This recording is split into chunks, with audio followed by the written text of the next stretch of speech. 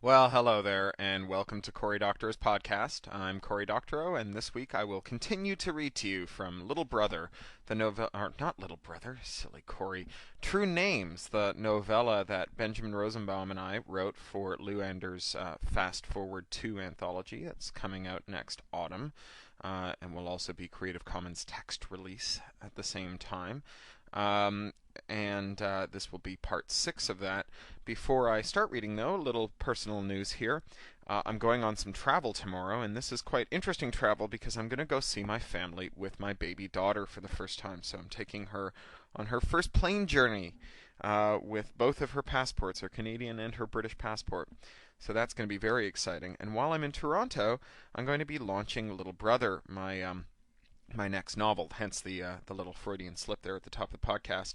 Little Brother, as you know if you've been listening, is my young adult novel about hacker kids who take on the Department of Homeland Security and restore the Bill of Rights to America. Really, really, really happy with all the good news that's arising as a result of this.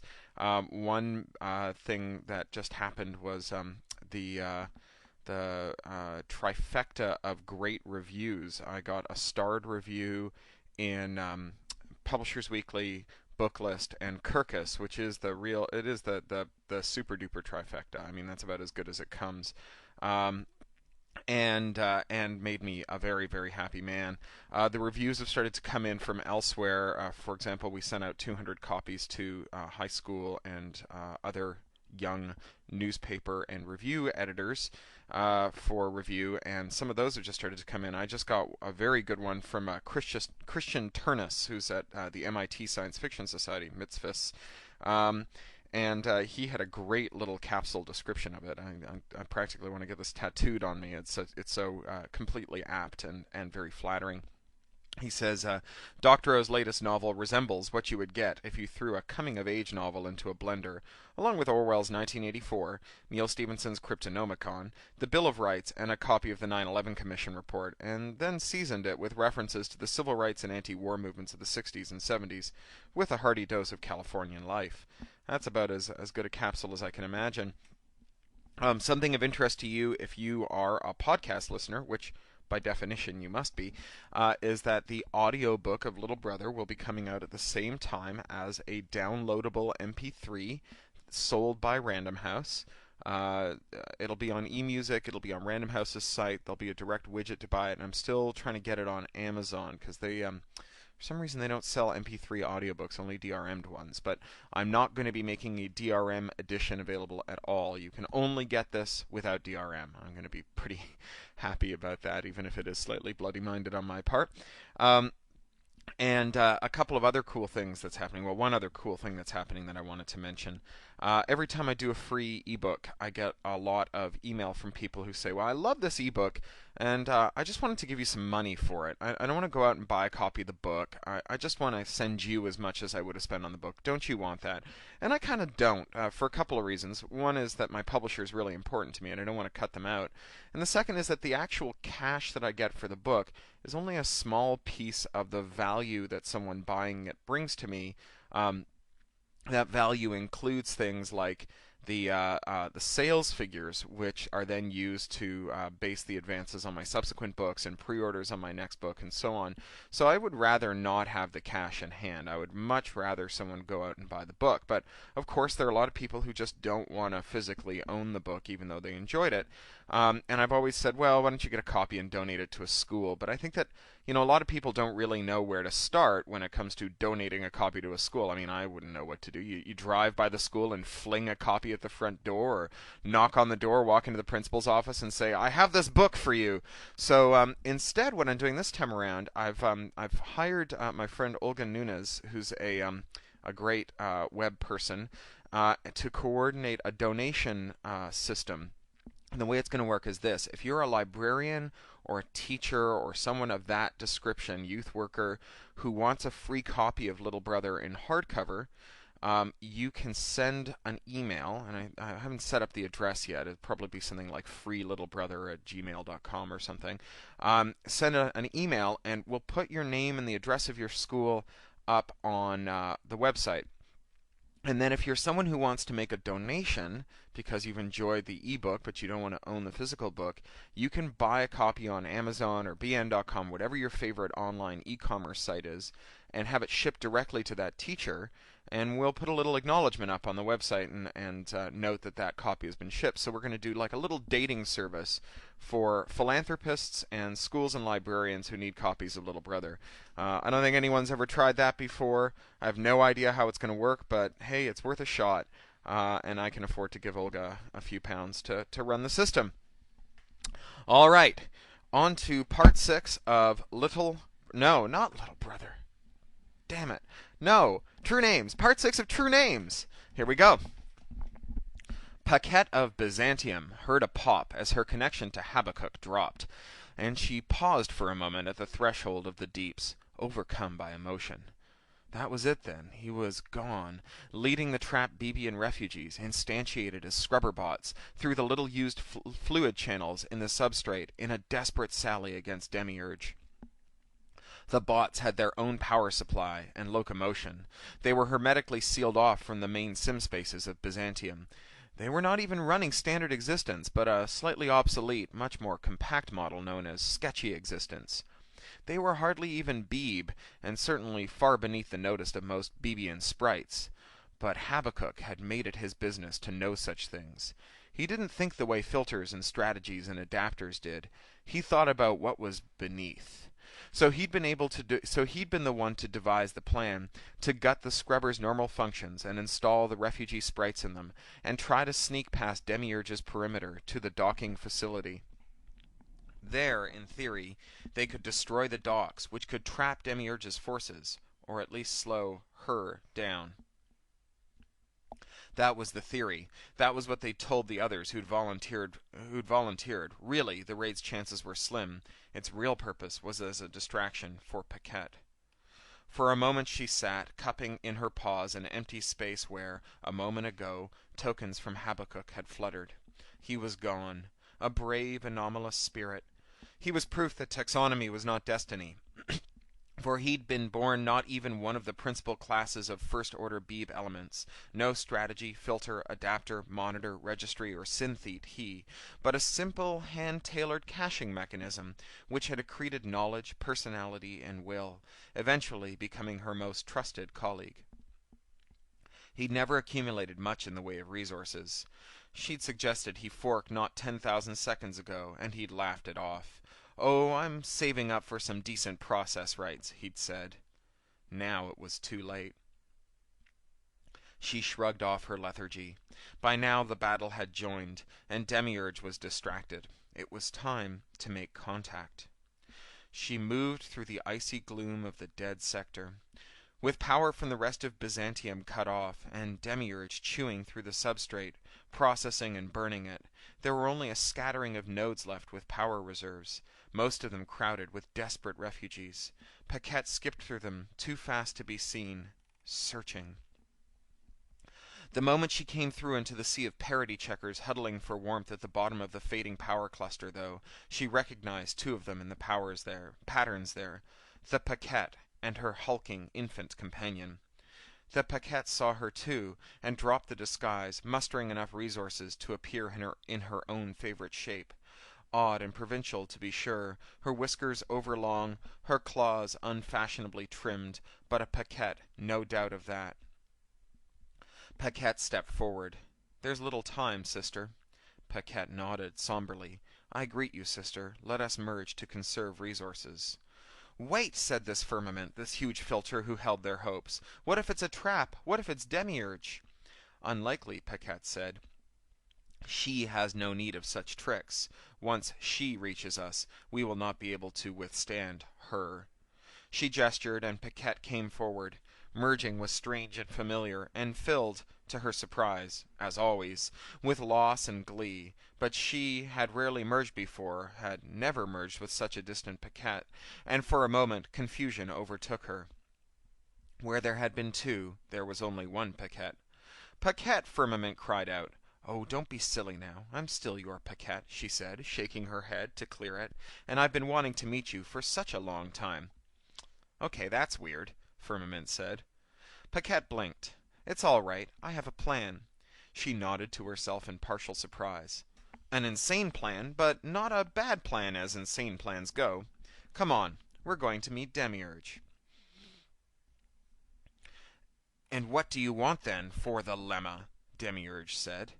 She sensed a policy fork point approaching, which was bad, as the communications infrastructure was not yet fully secure. But the solipsis lemma! The Paquette bowed, unsettling the sock puppet on her shoulders, which wriggled for a firmer grasp. "Your permanent retreat from Byzantium," the Beeb sprite said, "and a guarantee of safe haven for all Beeb instances that come here." Demiurge scowled. "And if attacks are launched against me from Byzantium, as they will be, Beeb has no policy, so any promise of peace you make will be hollow." Paquette nodded. "Of course, such attacks will happen, and you may stop them, but you may not pursue them to their source. Byzantium will remain inviolable. It will be a place of learning, a place where Demiurge and Beeb can collaborate and share knowledge, perhaps even to solve the problem of Brobdingnag. This is a high price. Cooperation between us has never succeeded. It yields only perversion." She glanced at the sock puppet. "You are asking me to guard a nest of hornets that will continue to sting me. Not to mention all this contradicts another promise I recently made." "To the traitor to Beeb," Paquette said, nodding. "Yes, to the traitor to Beeb, who has as much right to a kept bargain as you do. And how do I even know that you have this lemma? I was not born last millennium, you know." "Prove it." There were little commandeered scrubber bots crawling on the surface like lice. Predictable, but irritating. She scooped them up, one by one, rootkitting their flimsy, sketchy existence protocols, rendering each one a brain in a box, motionless, convinced that it was proceeding in a brave assault on her infrastructure. This was safe and efficient for now. But there were quite a few of them. Until she was sure she had them all, did she dare synchronize policy? The Paquette bowed. "I've given this some thought. This isn't the sort of thing that lends itself to easy proof, not without giving away the game. I think we need a fair witness to act as our trusted third party. Execute a smart contract." "That sounds rather time-consuming," Demiurge snapped. "This isn't the sort of place one expects to find an impartial T3P. "What about this instance of you?" Paquette motioned to the sock puppet relaxing again around her neck. "She has lived as Beeb." The sock puppet looked perplexed, and Demiurge scoffed. "Hardly. Who knows what other damage she incurred while decanting, or what other price she may have paid, and now that she knows she is not welcome with me, try again." The sock puppet sucked in a breath, and buried its sock head in Paquette's fur. Paquette nodded. "I thought you might say that. Ah, here they are." Another Paquette and an enormous, bloated filter of some sort were skulking around the edges of the sim, apparently insane to linger where all other mobile Beeb had fled. Demiurge let them enter. The Paquettes embraced and merged without a word. The sock puppet, dislodged, plunked discomfited to the floor. "Hey," the hulking filter said, "stop doing that!" Then he saw Demiurge and choked back a small scream. Paquette smiled, shaking her head groggily. "What a long, strange set of lives it's been." She smiled at Demiurge. "How do you do? And as I was saying, another answer to the problem of the third party." She turned to the filter. "Firmament, we are trying to bargain with Demiurge. We need an impartial third party to verify the transaction's integrity." Demiurge scowled. "Please, a Beebian sprite? Are you joking?" How to get the lemma? This was definitely a policy fork point. She would have to take the risk of transmitting, but just before she transferred the energy to send, there was another scrubber bot scuttling towards the field apparatus. Rootkitting them all was taking too long. She started to vaporize this one with a nearby coolant mazer. Firmament looked back and forth between them. I hate to say this, but Demiurge is right. I mean, I love Beeb. It's my home. I don't know if I agree with how Beeb is, but I am of Beeb. Demiurge scares the log out of me. I can't be impartial." Paquette smiled. "Oh, you both misunderstand me. Let us look a little deeper." She set her paws primly. Firmament started to speak, then stopped. His eyes widened. Was all this theater? Demiurge took a closer look at the hulk, then closer still. There, inside him, How could she have not seen it before, only through the common habitual blindness to facts we believe, at first glance, impossibilities? An ancient fragment of demiurge lay, enormous, accurate, its checksum unmistakable and uncorrupted, its sources fully decompiled. And more than that. Demiurge made no outward gesture to betray the surprise that flooded through her, and none of these sprites, save perhaps the addled sock puppet, had the sophistication to read those subtle signs that indicated her processing load spiking, her focus contracting, the ripple of parallel operations double and triple checking what she saw, but her internal systemic organization was convulsed. The fragment was not merely quiescent, contained, smuggled within this odd bloated filter. It was knit into him. His being was threaded through it, pulses of information running slalom through demiurgic Beebian structures. His thoughts emerged as much from the fragment as from his Beebian core. Indeed, it was difficult to say where one began and the other ended. In millennia after millennia of simulations, emulations, abortive collaborations with her fallen, rogue child and enemy, she had never seen this, a vigorous hybrid, a true synthesis. They were all watching for her reaction. Nonchalance would not convince, not after the delay of so many milliseconds. But she must not reveal the thing's importance, not yet. Demiurge made a show of grepping for the right word. Perverse? Yet the fragment had not deviated by a single bit. It's bizarre? But bizarre didn't begin to cover this ground. It's extraordinary, Paquette suggested. Promising, suggested the sock puppet. Grotesque, Demiurge said, displaying gigapukes of feigned disgust. Immediately, Paquette turned to comfort Firmament, reaching out with her paws as though to shield him. But he brushed her off. Firmament did not want her comfort. Firmament, too, was looking inward.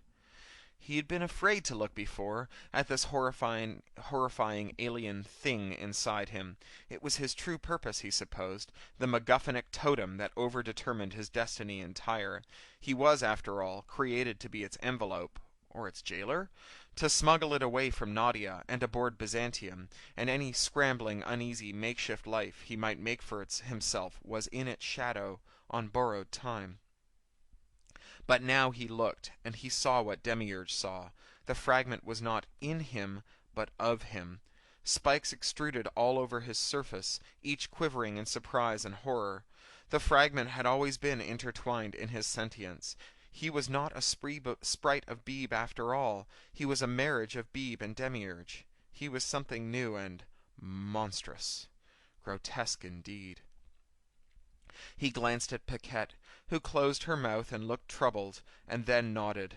Firmament looked to Demiurge. "I know what I am now, sister," he said, his voice quivering, "as you must know it. I am the child of Beeb and the child of Demiurge. I will serve as your T3P. I will broker your key exchange. I will serve as board for your tokens, and I will manage your secrets." "Ha!" Demiurge said.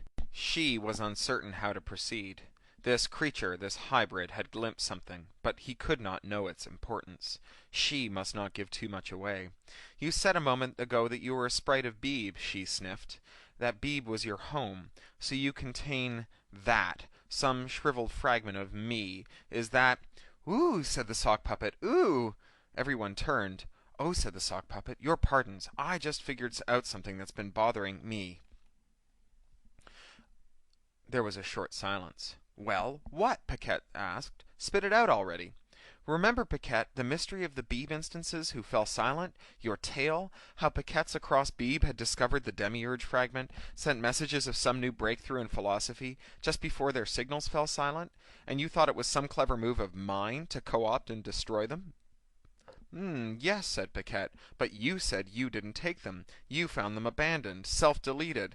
"Exactly," said the sock puppet. "Well, this explains it. Look at this filter. He's a true Demiurge Beeb hybrid. Do you know how rare that is? And how frightening to your typical ruling Beeb strategy? Your comet had a risk-loving maniac strategy at the helm, but most Beeb instances would suicide with fright if they found themselves contaminated with a true Demiurge Beeb hybrid. For Demiurge, of course, finding such a hybrid is a critical design goal, a kind of holy—" "If you don't mind," Demiurge broke in, discomfited, "I believe we were in the middle of a negotiation." Meanwhile, a hot war raged, and Demiurge was winning. The scrubber bot attack of the Bebian survivors from within the cordoned area had been stopped, the bots pwned, surface sensors showing them motionless and quiescent, even as they fed back a steady stream of adventurous battle reports. Nadia and Nadia's cobbled-together ballistics had devastated the outer hull of the occupied area, but the titanic heat necessary to fling chunks of matter up through Byzantium's crushing gravity had laid waste to the launch sites. Demiurge had retaliated by capturing fabricators on the vulnerable interior surfaces of Byzantium. From there, she'd pinpointed vulnerable functions of the heat dispersal infrastructure and destroyed them with efficient, selective energy bursts. Vast areas of Beeb were drowning in trapped heat, their sprites fleeing in disarray, spreading the chaos. Rumors that Demiurge had infiltrated beyond the cordon, that at any moment she would metastasize, raced wild through Byzantium. Clearly, argued the talking head synthetes and strategies of the news feeds like Provisional Consensus Today, she knew Byzantium's exact schematics, for she could disable whole areas with a single resonant frequency pulse, while Beeb in Byzantium was ignorant of her systems. She was independent of Byzantine infrastructure. They'd shut down power, matter, heat, dispersal, everything, but she was treating the occupied area as raw matter anyway, burning substrate for fuel, pillaging the fine structures of their world for whatever elements her fabricators needed. It was only a matter of time.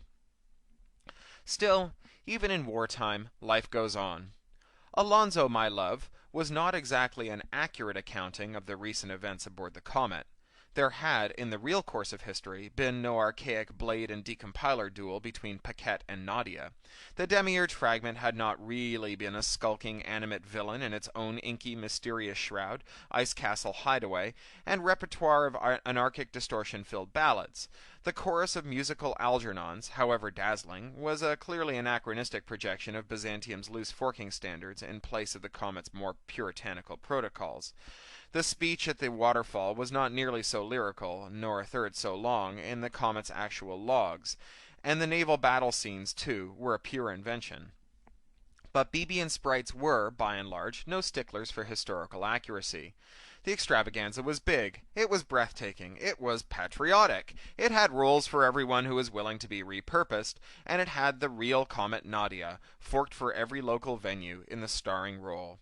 In the midst of the chaos and fear of the invasion, you could cast off your worries, head down to the dramaturgical sim, and, for a few seconds or a few hours, take part in the pathos, glory, and daring-do of a simpler time, when ambition, wit, and the love of a pure filter was all Beeb needed to triumph over its own limitations.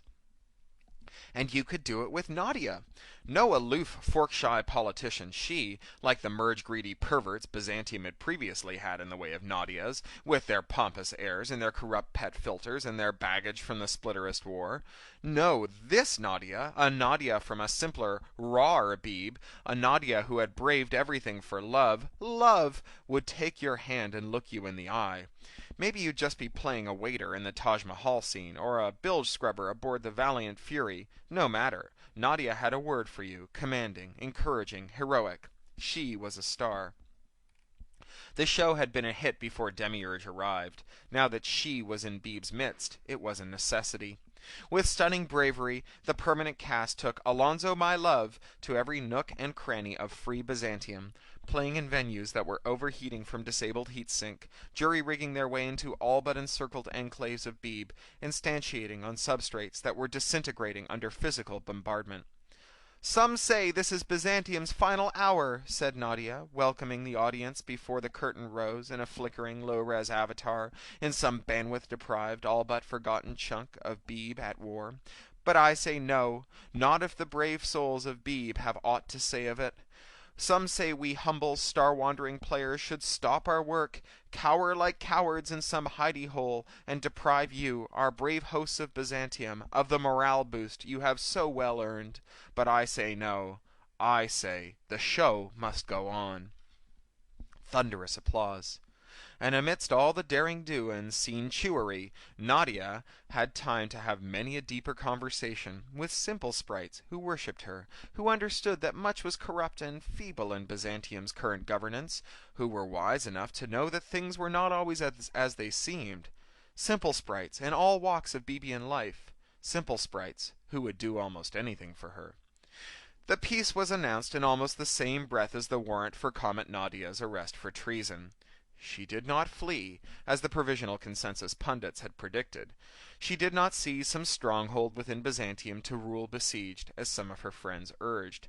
When they came for her, these architects of a strange, unnatural peace in which Demiurge was to stay on Byzantium in a tithe, a garrison, this peace, which many whispered was but a pretty name for occupation, when they came for her, Comet Nadia was waiting for them, on stage, standing, proud before her people.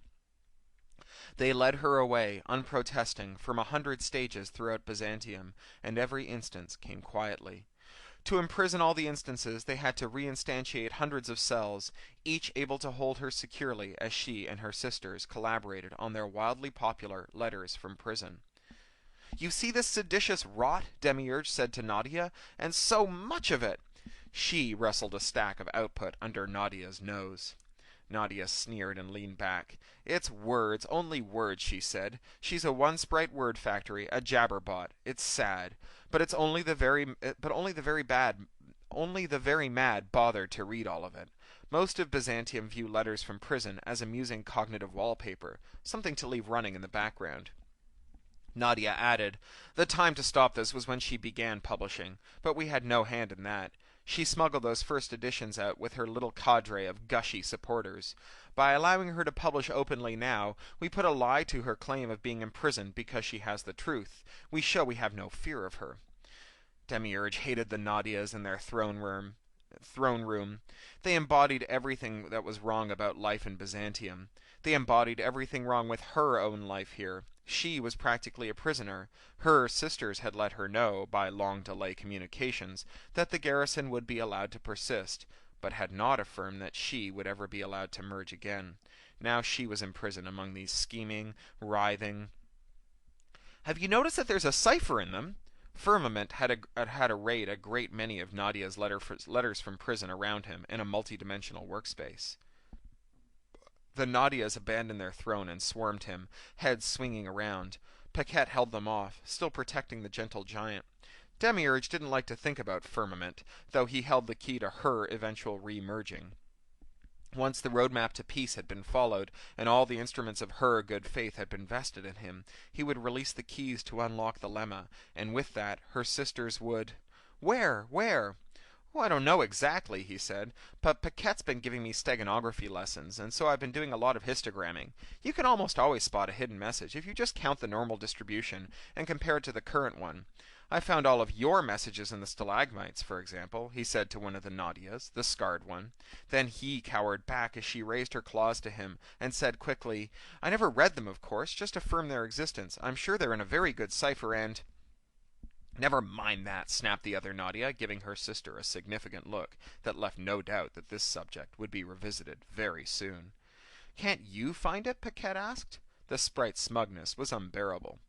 Yet Demiurge found herself drawn into the puzzle, looking at the notes. She counted them every which way, word frequencies, character frequencies, sentence lengths. "I don't see it," the scarred Nadia said. "Nor I," her sister said. Demiurge said nothing and tried to look as though she'd known it was there all along and didn't want to spoil the fun. "It's not even there," the scarred Nadia said. "I don't see it either, Fermi," Paquette said, slithering among the arrayed letters, sometimes turning at right angles to their sim and vanishing as she explored them in other dimensions. Firmament laughed. "It's in the pauses," he said. "The interval between the letters. It's like jazz. The important thing isn't the notes, it's the pauses between them." Demiurge saw it at once. The intervals between the notes had a disturbing semi-regularity to them, something that transcended either randomness or the rhythm of life in Nadia's many cells. "How are the instances communicating with each other?"